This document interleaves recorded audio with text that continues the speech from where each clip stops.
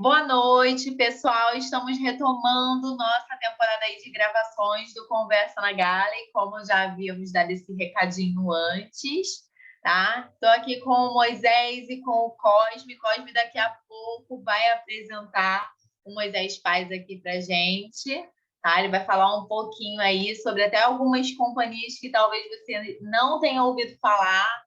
Então, mas antes disso, roda a vinheta.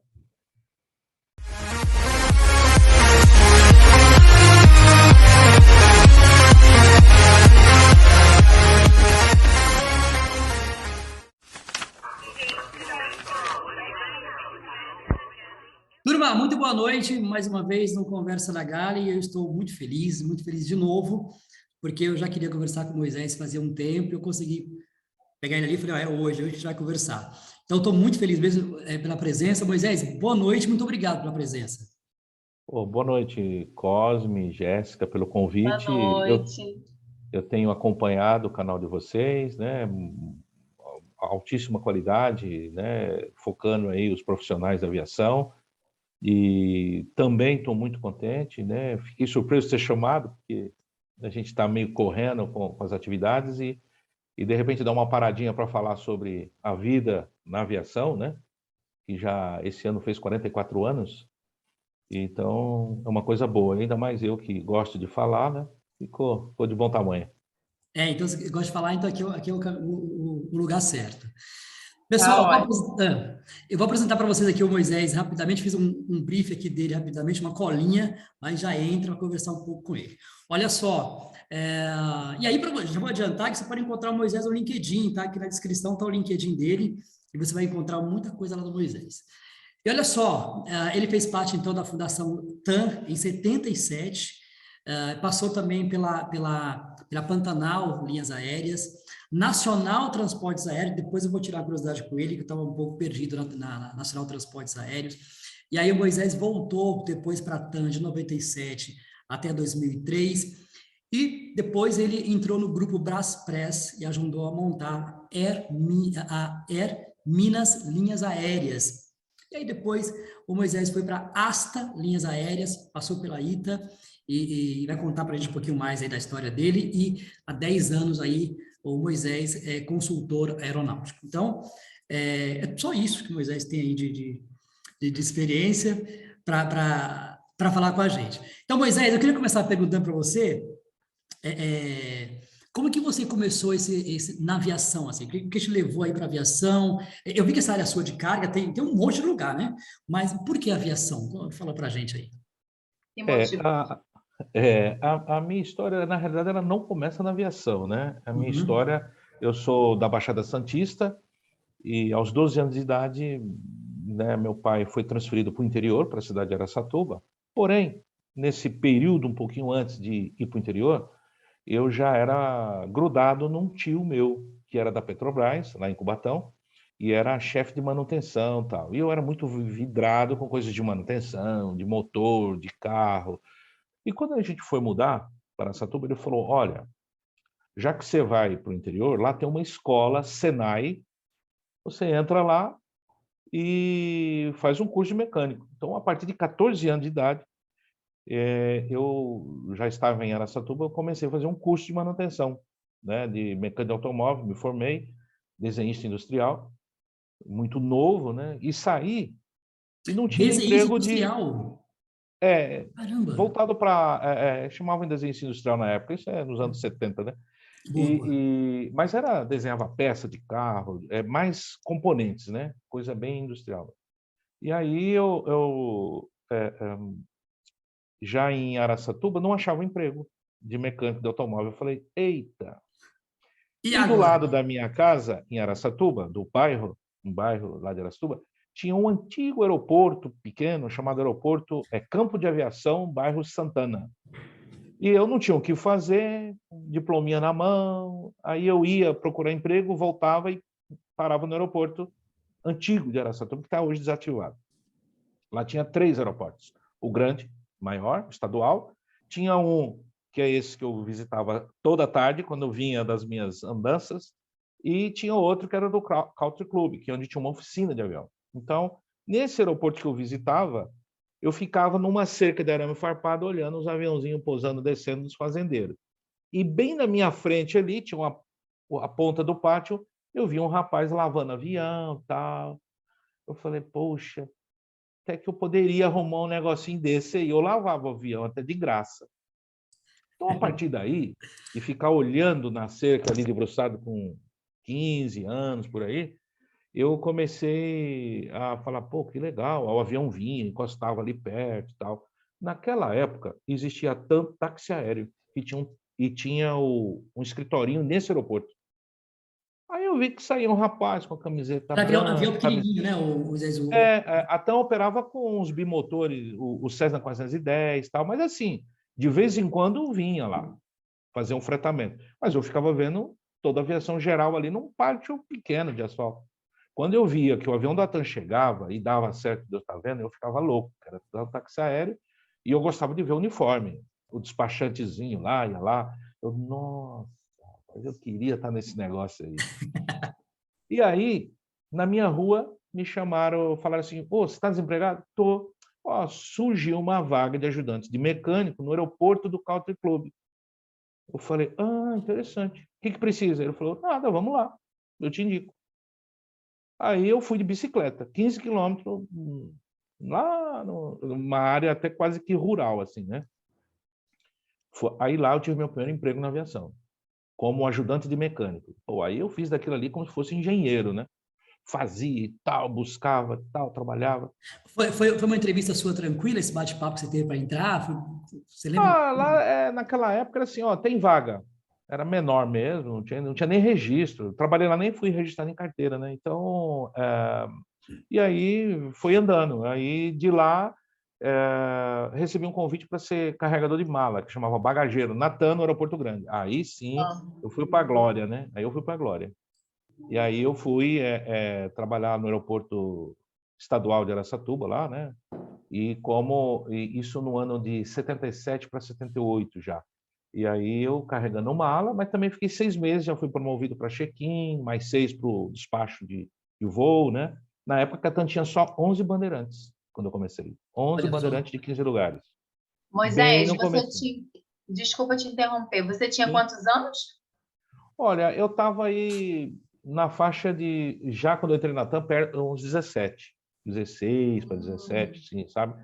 Então, eu estudava, tal, tal, e não tinha faculdade, como tem hoje, focada na aviação. Era só os basicão de sempre. Quando eu entrei Sim. na TAM, eu estudava à noite, trabalhava de dia e tal, e logo fui fazendo cursos dentro da aviação, porque eu fui sendo promovido, e a TAM logo recebeu os primeiros Fokker 27, que veio da Holanda, era a sensação do momento. A gente saiu de um avião de 15 lugares para 44 lugares. Nossa, já Tinha foi. comissária de bordo, já tinha comissária. E daí eu segui, né? Fui pela TAM durante 21 anos, né? Depois fui ser gerente de aeroporto, de Bauru, tal. Nesse meio tempo, o doutor Marcos Sampaio Ferreira, dono da Bombril, um dos donos, sócios, ele e os irmãos, ele tinha um táxi em Campo Grande, resolveu fazer uma parceria com a TAM, que não durou muito tempo lá em Campo Grande, e aí ele resolveu montar, antes era Pantanal Táxi Aéreo, virou Pantanal Linhas Aéreas. Aí em 93 para 94, ele me chamou, recebi um convite para ir para Pantanal, ajudar na estruturação. E aí meio que saí da TAM e fui lá para Pantanal. Trabalhei um bom tempo, 97, 98. Eu saí, aí antes de voltar para a TAM, ainda passei esse período na Nacional. Foi uma transição rápida, porque a empresa durou acho que 1 ano e meio só. Aí sim voltei para a TAM. Porque a Aí Nacional voltei você, para você começou bem no começo do projeto dela mesmo. Não, ela. Montagem. Tanto é que a gente ficou aguardando a primeira aeronave e tal, mas aí eu trabalhava na parte de aeroportos, né? Não era cargas, como acabei me tornando hoje um executivo de cargas, mas antes era mais a parte de aeroportos, operações e tal, né? Operacional, né? Operações é o pessoal que voa, Uhum. operacional é o pessoal de terra. Então, essa foi minha especialidade, sempre organizando e comandando a operação aeroportuária. A tua carreira começou praticamente no interior, né, Moisés? Pelo que eu entendi. Foi, Foi mais no foi, interior foi, foi. pequenininho e foi Até expandindo. porque eu fui com 12 anos de idade para lá, então, com essa vocação, vamos assim, mais técnica, e até fiz o curso para uma coisa e não deu, aí eu fui adaptando. Eu ainda trabalhei num período meio que simultaneamente com a Nacional, né? Eu era gerente geral da EDG Manutenção Aeronáutica, que na realidade ela era uma empresa de manutenção de pista. E com ela eu também prestei serviço para a Nacional, tanto de manutenção como na parte de aeroportos. E aí a gente foi seguindo, meio que simultâneo, com a EDG, que prestava serviço para a TAM, de manutenção de linha. Então eu cuidava de 16 bases. Aí foi aí que meio que emendou, né? A Nacional É, parou, a gente continuou com a engenharia. Eu não que eu era um engenheiro aeronáutico, mas eu trabalhava na parte de Entendi. gerência de controle de qualidade. Então eu, por causa das alianças que a TAM fez internacional, e aí e chegada dos Airbus, né? O 320, 330, que eram aviões que a Air France tinha. ah, Então, começou por aí, ter que, devido à participação no Star Alliance, né? Foi obrigado a ter que ter um padrão igual às outras empresas de fora. Então, aí a figura do gerente de qualidade de manutenção de linha começou a fazer sentido. Aí eu era um dos, cuidava de 16 bases, 180 mecânicos. muita gente, muita gente. Mas era mais a parte de qualidade e documentação, né? O trabalho É, mesmo da manutenção era com os engenheiros. Moisés, você falou sobre a Pantanal Linhas Aéreas, que foram companhias que você ficou um curto espaço de tempo, né? Uhum. Pantanal e Nacional. Eu, particularmente, eu sou muito apaixonada por aviação e estou sempre fuxicando alguma coisa, sempre tentando estar por dentro, eu trabalho na área, mas eu confesso que eu não lembro de ter ouvido falar de Pantanal, Linhas Aéreas e Nacional. Você pode falar um pouquinho para a gente de como foi a sua passagem por lá, a contribuição dessas companhias para o nosso Brasil? Sim, a Pantanal, ela foi a primeira empresa a ser estruturada e autorizada a voar como regional depois de muitos anos de mercado fechado para 5 regionais no Brasil. Então, lá no início da TAM, Rio Sul, Votec, Nordeste, TABA, eram as 5 empresas que iniciaram o transporte aéreo regional no Brasil. Antes disso não existia. Então, o que aconteceu? O governo criou o SITAR, Sistema Integrado de Transporte Aéreo Regional. Sistema Integrado de Transporte Aéreo Regional. Isso foi um programa do governo da época, nos anos de 75 para 76, por ali, e o governo resolveu dividir o Brasil em 5 regiões. Cada região, ele deu uma outorga de operação regional abaixo das que a gente chamava das linhas de primeiro nível, ou domésticas, Varig, VASP, Transbrasil, Cruzeiro, da época, as empresas de jato, que não conseguiam mais operar em cidades pequenas, por exemplo, como Araçatuba. Quando eu mudei em 75, tinha voos da VASP, Congonhas, Araçatuba, Campo Grande, um exemplo. E assim tinha. Depois não compensava mais. As passagens eram caras, jato, né, e tal. Aí o governo fez essa ação de montar um sistema integrado de transporte aéreo regional. E aí outorgou 5 táxis aéreos do Brasil, dentre eles a TAM Táxi Aéreo, Rio Sul Táxi Aéreo, a TABA, que virou Transporte Aéreo da Bacia Amazônica. E aí ficou 5 regiões, 5 regionais, empresas. E o governo dava um subsídio. Olha, vocês vão começar com o avião da Embraer, sei lá, qual vocês quiserem. O Embraer era o mais em conta, o Bandeirante. E a VASP tinha acabado de adquirir 11 aeronaves, ou 12, e não era o mercado dela voar com um avião pequeno. Toda ela era estruturada para jato, né? E aí, o que a VASP fez? Numa fusão ou numa parceria, né, com a Taxer Marília, montaram a TAM Transportes Aéreos Regionais. E assim aconteceu com algumas outras. A TABA se virou sozinha. O táxi aéreo da Rio Sul Táxi Aéreo se associou com a Varig. A Transbrasil, a Nordeste com o governo lá da Bahia. E assim, cada um pegou um parceiro ali para subsidiar. E o governo falava o seguinte, olha, aquilo que vocês não ocuparem de assento, eu subsidio 50% do assento vazio. Aí, pô, fluiu o negócio. Eu não precisava de 118 ou 12 passageiros num bike. Bastava 15 e eu lotava um avião daquele, um bandeirante. A velocidade era outra, mas também a cidade não comportava grandes coisas. Bom, esse mercado ficou lacrado, blindado por muitos anos. Então, de 75 a 93, o mercado ficou fechado para essas empresas se darem bem. A TAM cresceu, todo mundo cresceu. Porém... Até porque o governo subsidiava, tá tudo bem, vamos tocar. Ficou bem. Só que aí teve uma falha do governo, né? Então, hoje, por isso que eu falei que eu sou especialista na aviação regional, então eu estudei muito tudo isso. Aí o governo fez uma virada de jogo, aí já não gostaram. Porque era o seguinte, pô, eu pago metade do lugar vazio. Ok. Aí nenhuma empresa começou a se preocupar muito em pôr e lotar o avião. Ficar vazio, o governo paga.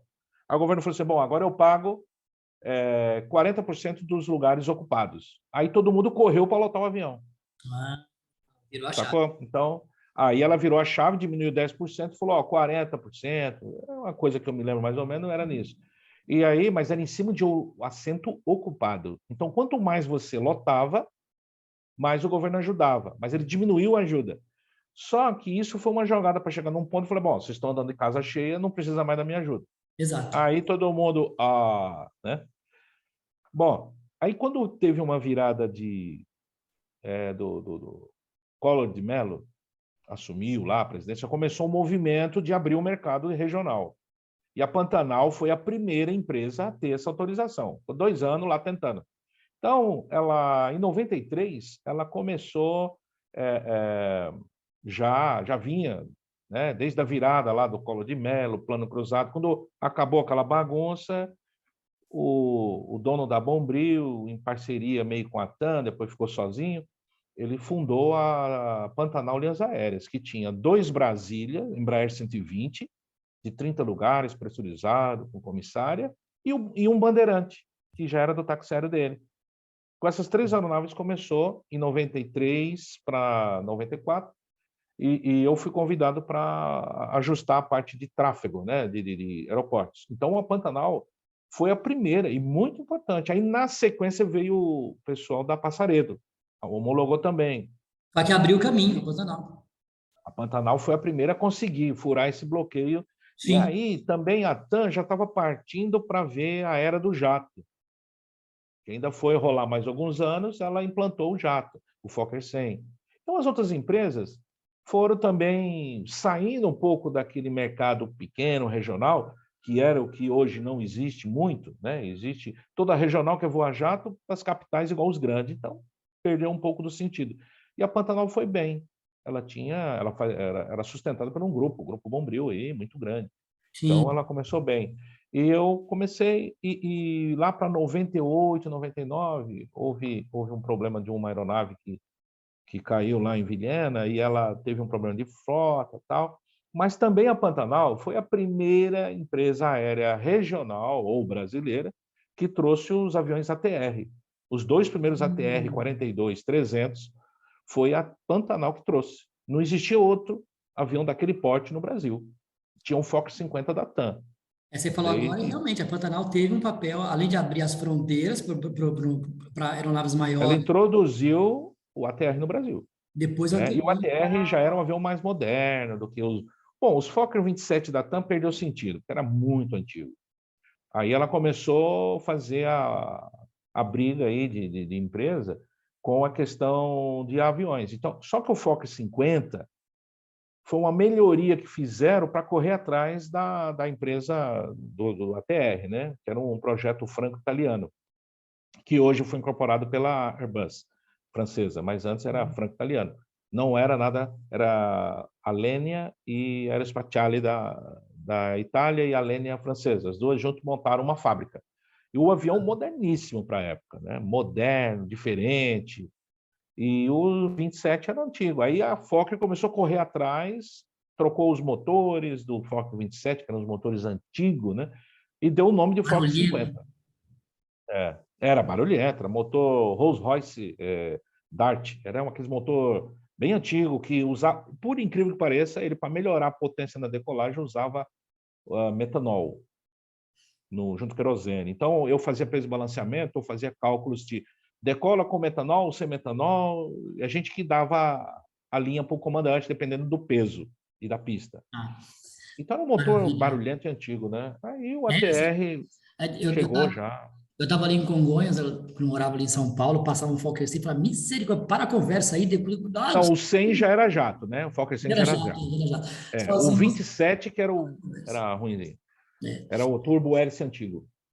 Ô Moisés, agora, o teu caminho pela aviação sempre foi praticamente de convites, ou seja, assim, foram abrindo comércios, abrindo empresas, e você foi recebendo convites. Como é que era essa transação tua de uma empresa?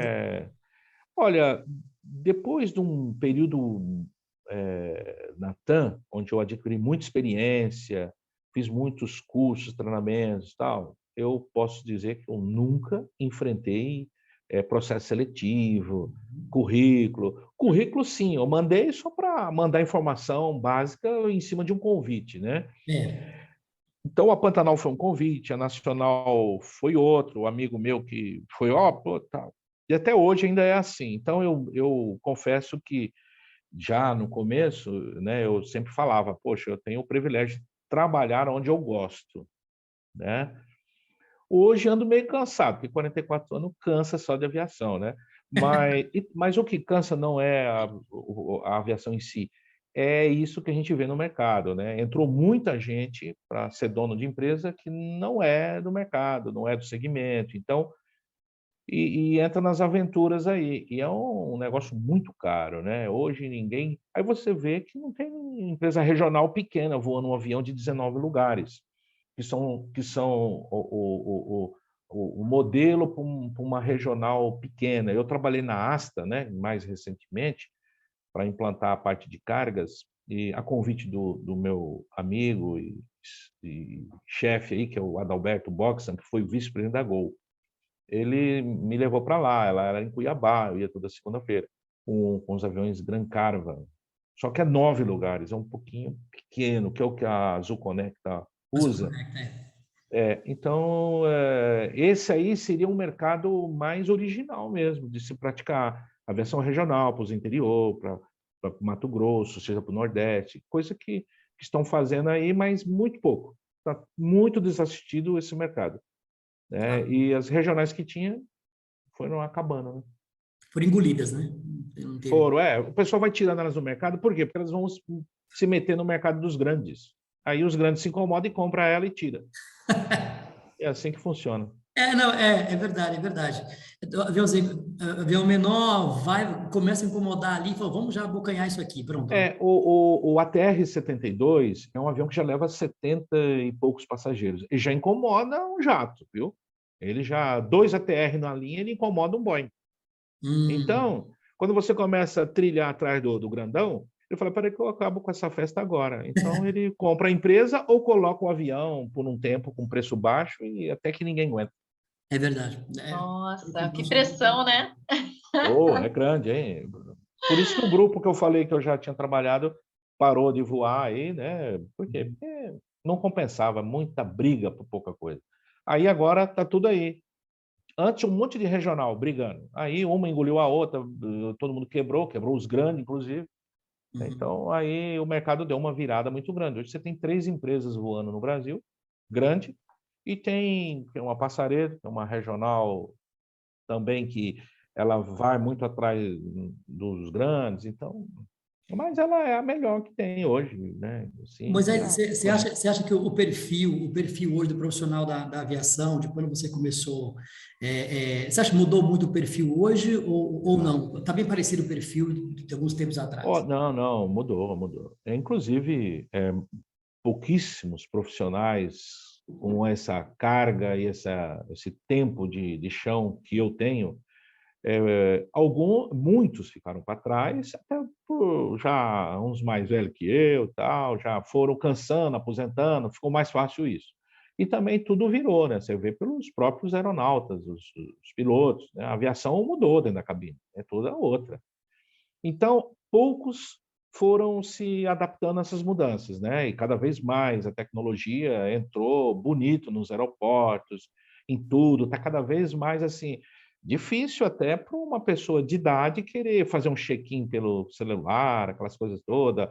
A cabine de comando hoje tudo cai no tablet, a navegação, a load sheet, ou o peso de balançamento do avião, o CCO manda direto para a aeronave. Ele manda, cai no tablet, do tablet já vai para o computador do avião. Então, assim, quando está tudo bem funcionando...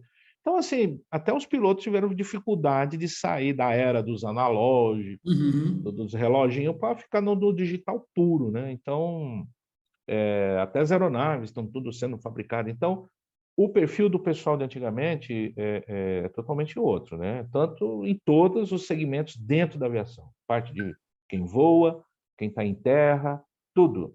Né? Antes, a Jéssica, que já trabalhou com aeroporto aí, sabe que eu sou do tempo que fazia cartão de embarque na mão, a caneta, ou um carimbinho. Para onde vai? Congonhas? Então, CGH, aquele negócio. Passagem aérea era emitida na caneta, com carbono vermelho. Nossa! Não existia o e-ticket. Eu tenho até cala no dedo aqui, ó, de tanto...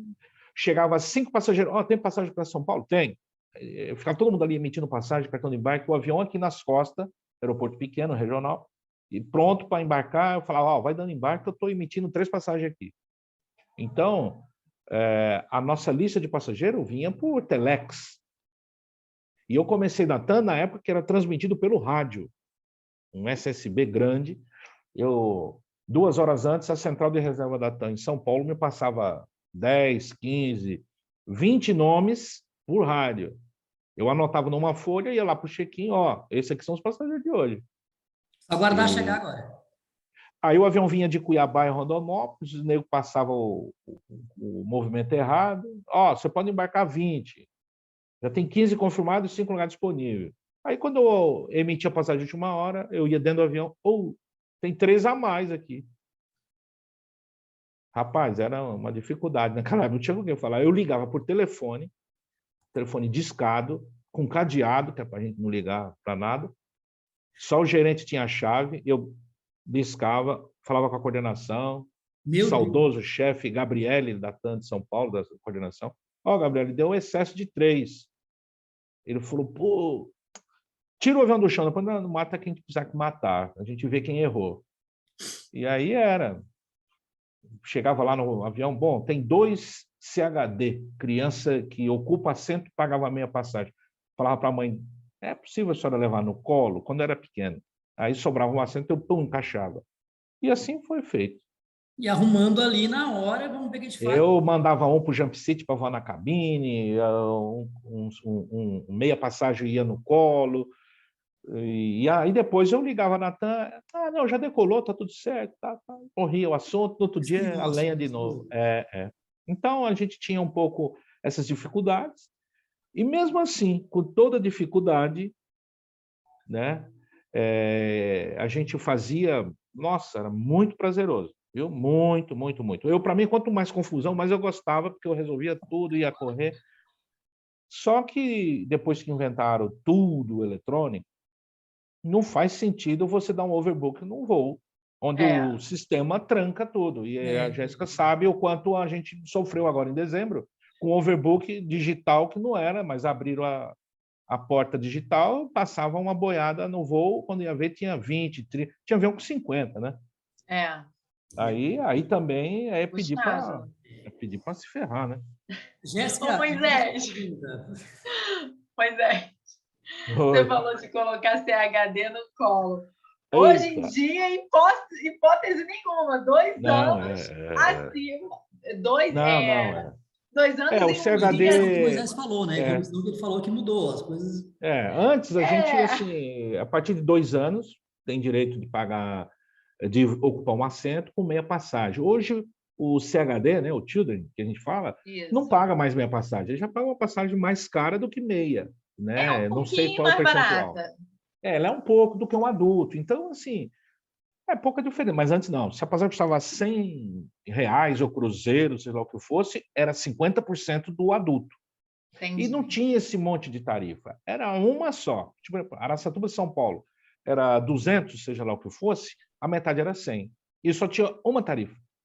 Agora, quem trabalhava com aviação, que a gente chama a doméstica, a VASP, o Varig, eles tinham tarifa Yankee, tarifa não sei o quê, umas 3, Aham. 4 aí, mas na aviação regional era a única mesmo, o que facilitava. Então, a gente tinha um tarifário lá publicado, lá que te recebia, e é o seguinte, Araçatuba, São Paulo, Bauru, São Paulo, São José do Rio Preto, para Cuiabá, para onde fosse, você emitiu, acabou, qualquer lugar você emitisse. E naquela época, existia compensação de passagem entre companhias. Existia o Compex, ou seja, era uma câmara de compensação de passagem aérea. Então, eu emitia uma passagem Araçatuba-São Paulo, ok? E o segundo trecho, eu poderia vender um São Paulo-Salvador pela VASP.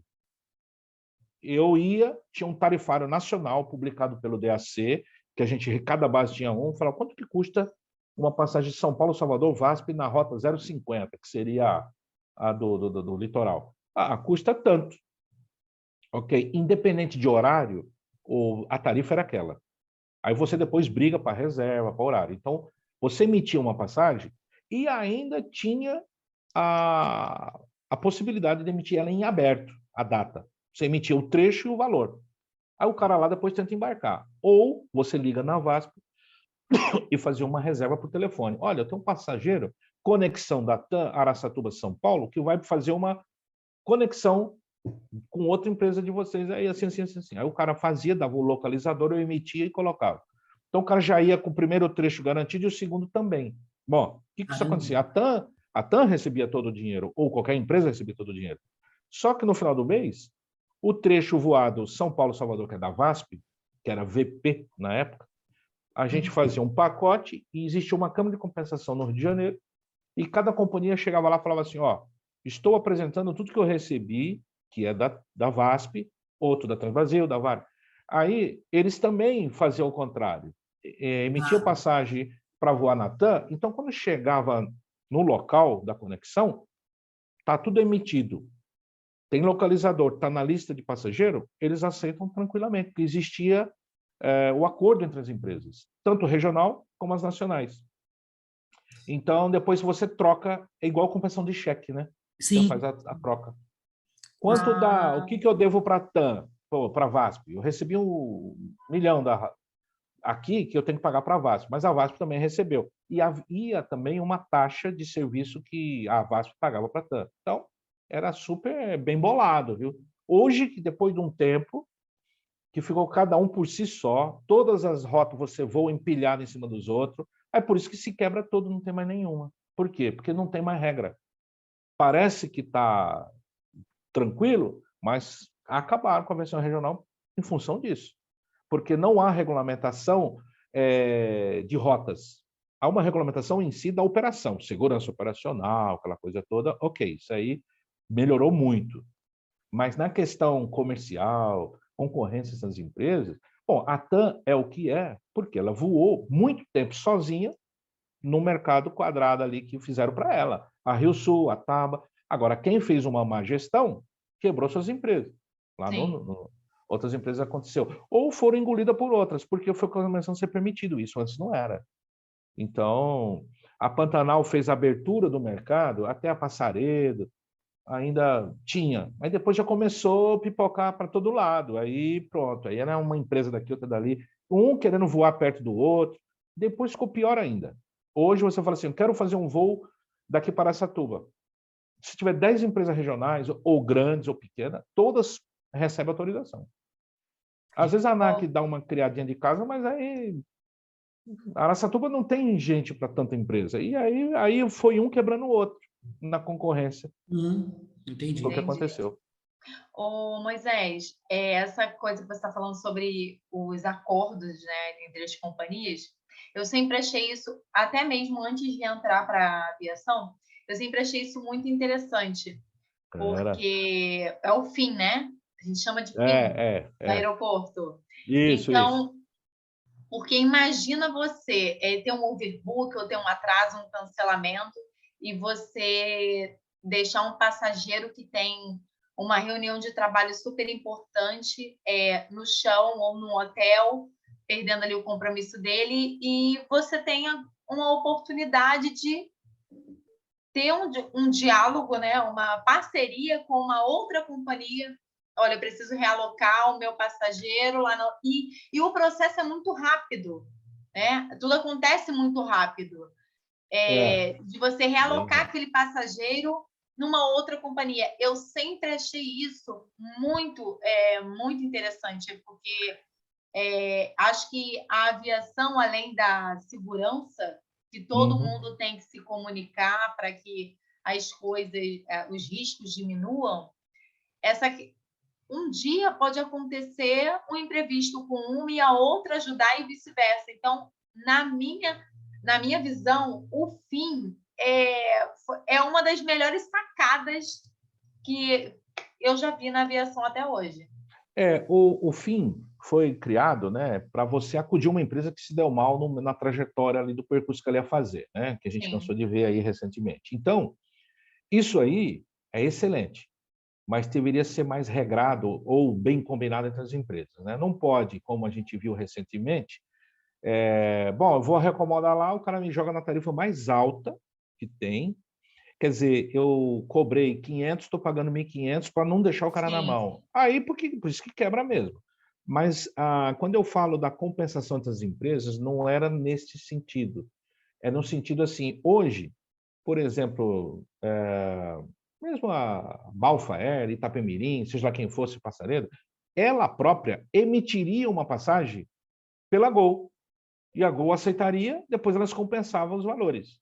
A Gol poderia, não precisa fazer um interline, um code share, que hoje eu falo mais bonito, que na realidade é isso. Um code sim, share é sim. mais com empresa internacional, né? E o, e Isso. o, e o interline dentro do Brasil. O interline, só que também é discutível o interline obriga você, achata o valor do seu assento até lá embaixo para te garantir. Antes não era assim. A VASP não exigia, a TAM não exigia, ninguém exigia. É o seguinte: olha, faça a reserva, se tiver lugar, é preço de mercado. Então, eu facilito a vida do meu passageiro. Ele sai do interior e a própria companhia aérea que vai transportar o primeiro trecho, ela conversa com o passageiro e ele escolhe qual será a companhia que ele quer prosseguir, ou por qualidade ou por preço. Ele fala, não, vou seguir pela Azul. Tá bom. A própria regional emite uma passagem, um segundo trecho, que é aceito e reconhecido, mas nem por isso tem que cobrar mais barato. Não, tinha uma taxa, tipo um comissionamento, acho que na época era 10%, e acabou. Emitiu, chegava lá no desembarque em Congonhas, bom, agora eu vou pegar um Salvador pela Azul. Ok, chega lá, né? Agora é e-ticket, vai lá e Azul, beleza. Como hoje o próprio passageiro faz tudo isso, então tirou as empresas da jogada e o passageiro sozinho não tem poder de demanda. Mas uma empresa aérea que começa a trabalhar essas conexões, a empresa do segundo trecho começa a ver e começa a facilitar mais a vida. Então, isso acabou, isso não tem. Hoje, compra e... Agora, o acordo de reacomodação de passageiros, isso é uma coisa que ficou bem, né? E já existia. A gente falava outro nome, a gente falava transfer. Ah, eu tenho transfer, tem não sei o que lá, hoje é o fim. Que já tá até um bom tempo. E aí, nessa transferência bem acordada, você tem uma tarifa especial de companhia para companhia, não é tarifa de mercado, né? Mas também, tudo bem, o cara cobrou 300 e vai reacomodar o preço lá, tá? Porque hoje muda, né, o escalonamento de tarifa. Então, a empresa garante na transferência um valor cheio ali, básico ali, que não fique tão exagerado como todo mundo tem o acordo, mas na hora de fazer, joga a tarifa lá em cima. Fala, tudo bem, eu te arrumo 30 lugares, mas também é tarifa cheia. Aí também não facilita muito, não. Você só tira o passageiro do chão, mas a empresa não dura muito tempo, quebra, Entendi. porque você vender por 300, reacomodar por 1.500, né? Não, aí... Não tem como, né? Aí vai falir qualquer empresa. Não teve como, né? Não teve como. Bom, Moisés, eu vou sair só um pouquinho da parte técnica agora e tentar te fazer uma pergunta, porque assim, eu tô aqui me divertindo, tô aqui achando tudo muito lindo, mas assim, a gente sabe que entrar para a aviação não é fácil, né? Como você mesmo falou, você teve a maioria das suas oportunidades, alguém lhe convidando, alguém lhe indicando, né? Então, hoje em dia é tudo muito o conhecimento, a gente sabe que não é fácil, né? Porque trabalhar com aviação é segurança e a gente tem que saber muito bem quem a gente contrata para trabalhar ali do lado, seja em terra ou seja em voo. E você, em todo esse seu trajeto, sua carreira, teve algum momento que você passou por alguma dificuldade, algo que você pensou em algum momento desistir do que você estava buscando para você por alguma situação específica? Olha, já faz algum tempo que eu não consigo mais repetir o que eu sempre falava. Poxa, eu trabalho na coisa que eu mais gosto. Bom, eu continuo gostando, às vezes eu não consigo trabalhar.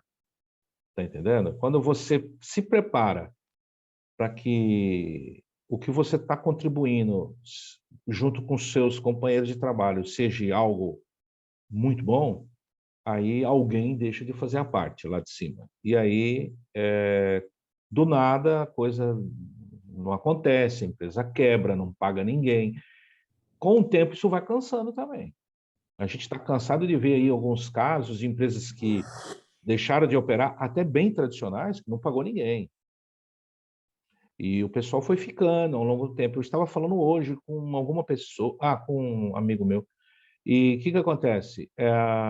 A pessoa vai deixando para trás, vai envelhecendo, alguns vão falecendo, porque já tem idade, fora o desgaste todo emocional, que é duro. É bom, isso é direto. Isso, sabe, não é segredo para ninguém. Hoje está todo mundo na base de psiquiatra, psicólogo, um remédio daqui. Eu sou um deles. Eu não esperava que teria que matar leões por dia para continuar sobrevivendo. Porque quando você pensa que está indo, o negócio desaba. Está indo, desaba. E isso é de um tempo para cá, viu? Isso não é de... Aí, antigamente, a gente não tinha tanto direito trabalhista, tanto sindicato, tantas essas coisas. É o que eu falo, eu ganhava só o salário, ia de bicicleta com a marmita nas costas, numa mochilinha lá, toda... E ia, rodava 15 quilômetros, eu comecei na TAM trabalhando 12 horas por dia, sem registro. Era das 7 da manhã às 7 da noite. Mas numa paixão que dava gosto de ver. E assim fui. E ainda, depois eu tive tempo que eu ficava ajudando um mecânico lá de noite, fazendo manutenção por conta própria. Não tinha regra, não tinha vale transporte, vale alimentação. Não estou dizendo que não deva ter. Pô, isso foi uma conquista do trabalhador e eu acho excelente. Por outro lado, deu a quebradeira que deu nos empregadores. As empresas não conseguem... Por quê? Porque o custo do Brasil é caro. Ela não fecha a conta, não que é por culpa do funcionário aeroportuário, do piloto, seja lá o que for. Houve evoluções, mas o Brasil também deixa a desejar com questões de custo, o combustível nas alturas, taxas aeroportuárias. As empresas não conseguem fazer uma coisa e outra. A conta não fecha, como não tem fechado já há um bom tempo. Depois de uma Varig parar, praticamente quebrar, uma VASP, uma Transbrasil, cara, aí alguma coisa muito errada está acontecendo, cara, empresa de 70 anos. Aí chega uma empresa do nada, nos anos 2000 aí, no início, nós temos uma receita perfeita que nós vamos implantar no Brasil, de custo baixo, tal, ok. O custo da hora de voo de um avião, ele é fundamentado pelo fabricante conforme ele foi construído, projetado. Então, o custo da hora de voo em dólares americanos é para o mundo inteiro. Cada um que faça o câmbio para a sua moeda. Mas ele sai da fábrica, por exemplo, o Boeing, publica, olha, o meu Boeing custa X mil dólares por hora. Se você tem uma moeda fraca, você não consegue fechar a conta. Por quê? Porque cada país tem país que não carrega o custo operacional. Então, o cara coloca o avião, nós vemos recentemente aí, e não consegue operar, porque a cadeia de custeio da operação é muito elevada, em todos os sentidos. E dos anos, elas foram aumentando. Então, tem a parte trabalhista, tem a parte de manutenção, tem a parte dos leasing das aeronaves, o combustível. A conta não fecha.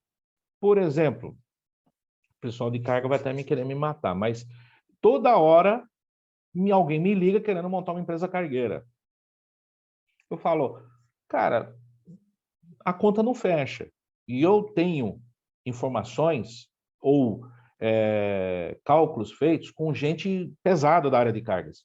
Então, você pega um Boeing aí 737-400 cargueiro, em torno de 20 toneladas. Você vê o custo operacional dele por hora, num voo daqui para Salvador, 2 horas, para ir, 2 para voltar. Então, só a ida, 2 horas. Vai custar X mil dólares, divide isso por 20 toneladas. O ticket médio sobe demais. Aí os caras, quem é dono da carga quer o mesmo preço de uma carga de caminhão, do rodoviário. Ah, não, mas o preço por quilo está muito elevado. Aí não fecha a conta, a não ser quando você consegue ter passageiros e cargas, aí você vai soltando a carga dentro da sua capacidade. Então, é muito fácil. Não, carga está dando, está bombando. Está bombando porque não tem lugar para pôr. Porque a conta não fecha, tem poucas empresas no Brasil. Esse é o problema. Então, se tivesse um pouco mais de facilidade, um pouco mais de questão de custo no Brasil, as empresas abririam, você teria mais oferta, né? Então, hoje, só os grandes conseguem jogar o prejuízo para o passageiro pagar. Porque o cargueiro puro, só se for de 40 toneladas, tal, e olhe lá, um 767 por hora de voo para ir para Manaus, não sei como é que foi. Mesmo que ele lotado, um 737 lotado, ou você cobra o preço normal, mas aí todo mundo, dono da carga, o agente fala assim, ah, mas nesse preço está caro, mano. Então, hoje, carga aérea no Brasil, que eu aprendi muito na Itapemirim, foi isso aí. Tem que ter o passageiro e tem que ter a carga. Os dois juntos conseguem matar o custo. Um só fica difícil. O passageiro ainda tem um pouco de mais, vamos dizer assim, folga nesse negócio, porque você trabalha o break-even do avião, assentos ocupados, às vezes até consegue, dependendo da rota. Só carga é difícil, hein? Só carga é difícil. Então, e aí vai dificultando a vida de todo mundo. É do piloto, é do comissário, é a vida do mecânico, é a vida do pessoal de terra. E aí vai ficando difícil para todos os lados. Por quê? Porque aí vai caindo aí um dominó. Aí, o que acontece? Muito profissional no mercado. As empresas não estão absorvendo tudo, até porque só com 3 empresas grandes no Brasil não absorve tudo isso. Aí, quando tem 1, 2, 3, 4 vagas, aí a indicação é que vale, é o que manda, e não é o currículo mais. Então, você manda currículo. Eu até vi uma história de uma comissária essa semana que me deixou chateado, né? Fez todo o processo seletivo, passou em tudo. Na hora de fazer o registro, tiraram ela do esquema, não se sabe quem entrou. Eu li mas isso. Eu fiquei um pouco chateado, porque... Eu li também, eu falei, meu... chateado. É psicológico agora, mas enfim. Turma, nosso papo está tão bom que a gente aí já está andando já por uns 40 minutos. É porque é bom. Moisés, meu amigo, é o seguinte, a gente está encerrando agora e eu queria, como de praxe, ouvir de você, quem está assistindo a gente, por mais que tenha dificuldades que a gente ouviu, que você falou, e também tem os brilhos, né, da aviação, para quem quer ir para carga, para quem quer voar, enfim, nessa área tua e quer trilhar o caminho que você trilhou, eu queria que você deixasse para a gente uma mensagem tua aí, para quem quer, gostou, quem está olhando avião, quem está pensando em estudar, quem tá pendurado numa cerca em Congonhas olhando o avião, quem está de olho nisso tudo aí, esse espaço eu queria deixar para você deixar falar para a gente o que fazer para trilhar esse caminho, esse espaço é teu para a gente encerrar. Quem está ali namorando igual a você com 12 anos de idade. Tá certo.